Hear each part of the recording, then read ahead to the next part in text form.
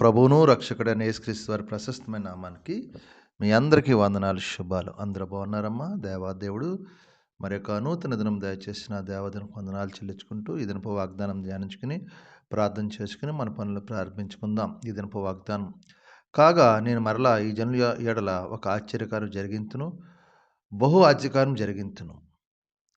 యెషయా గ్రంథం 29 అధ్యాయం 14 వచనంలో ఈ మాట. దేవాదేవుడు ఒక ఆశ్చర్యం జరిగింది, బహు ఆశ్చర్యకరం. దేవుడు ఏది చేసినా ఆశ్చర్యం. ఆయన పుట్టుకే ఆశ్చర్యం. ఆశ్చర్యకరుడు, ఆలోచనకర్త, నిత్యుడొకతండి, సమాధానకర్త, అధిపతి. ఆయన సమాధానక అధిపతి.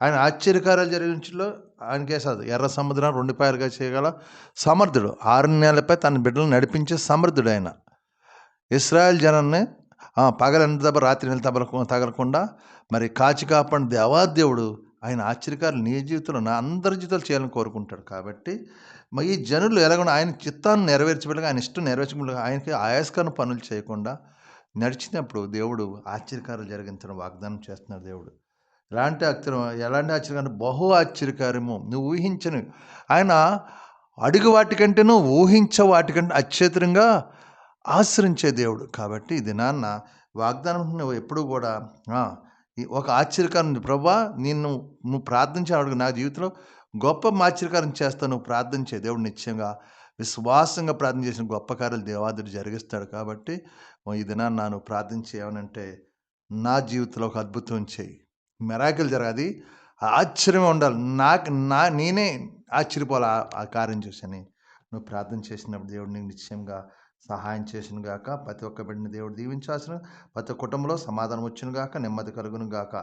ఈ క్రిస్మస్ దినాల్లో ప్రతి కుటుంబంలో క్రిస్మస్ సంతోషం సంబరాలు ప్రతి కుటుంబం ఉండును గాక. అలాంటి కృపధరత మీ అందరికీ దయచేయను గాక. ఈ వాగ్దానాన్ని ప్రార్థించండి, దేవుడు మీ కుటుంబంలో ఆశ్చర్యకారం జరిగించును గాక. ఆమేన్. ఈ సమయంలో మీ కొరకు ప్రార్థిస్తాను, మీరు కూడా నాతో ఏకీపించిన ప్రార్థన. సర్వాధికారి యేసు ప్రభువా, పరిశుద్ధుడా, కృపగల తండ్రి, కనికరపుండా, నీకు వందనాలు స్తోత్రాలు చెల్లించుకుంటున్నాను. ఇంకో నేను ఆశ్చర్యకాలు అద్భుతకాలు జరిగించేవాడు కృపగల. ఈ దినము మేము చేస్తున్న మా చేతి పనులు, మమ్మల్ని, మా యజమానులు, తోటి పనులు అందరినీ మీరు దీవించండి, ఆశ్రయించండి. మా చుట్టూ మీ కంచెవేణి కాపుదలు, నీ అభిషేకం, నీ ఆత్మ, నీ పరిశుద్ధ సన్నిధి మాపై కుమరించు. మేము చేసే పని దేవుని కనుగొంచి యజమానుల ధర, తోటి పనివారి ధర, ఏకుడి రకం అందరితో సమాధానం, శాంతి దయచేయండి. మీ కృపలో భద్రపరచండి ప్రభా. నాన్న, ఎవరికి లేని ధన్యత కృప మాకు ఇచ్చావు. పరిశుద్ధాత్మ దేవా, నీకు వందనాలు. యజమానులు నెలలా జీతాలు ఇచ్చే కృపద ఇచ్చిన జీతం వ్యర్థంగా పోకుండా మా కష్టాజీ తినేత కృపద ఇచ్చేయండి. ఎవరైనా బలహీనంగా బిడ్డలు ఉంటే ముట్టండి, స్వస్థ హాస్పిటల్ ఐసీలో బిడ్డ ముట్టండి, స్వస్థపరచండి. కుటుంబ సమస్యలతో బాధపడి విడుదల దాచిన గర్భాలు ఇచ్చి నార్మల్ రుచిలాగా సహాయం చేసి కృప చూపించి దినమంతా మీ కృపలో మనందరినీ భద్రపరిచి కాచి కాపాడమని అడుగుతున్నాను తండ్రి. ఏదైనా పుట్టినరోజు, పెళ్లిరోజు జరిపిన బిడ్డలను దీవించి ఆశ్రయించు. ఇలాంటి పుట్టినరోజులు, పెళ్లిరోజులు జరిపిన కృప దయచే. ఈరోజు నూతనంగా పనులు ప్రారంభ ప్రతి పనిలో మీరు తోడుగా ఉండండి. ఆ పనులు స్థిరంగా నడిచే కృప దయచేసి మీ కృప చూపించి మీకే మహిమ, ఘనత, ప్రభావం పొందుకోమని యేసు పరిశుద్ధం అడుగుతున్నాను తండ్రి. ఆమేన్. వందనాలు దేవుడు మేము దీవించును గాక. ఆమేన్.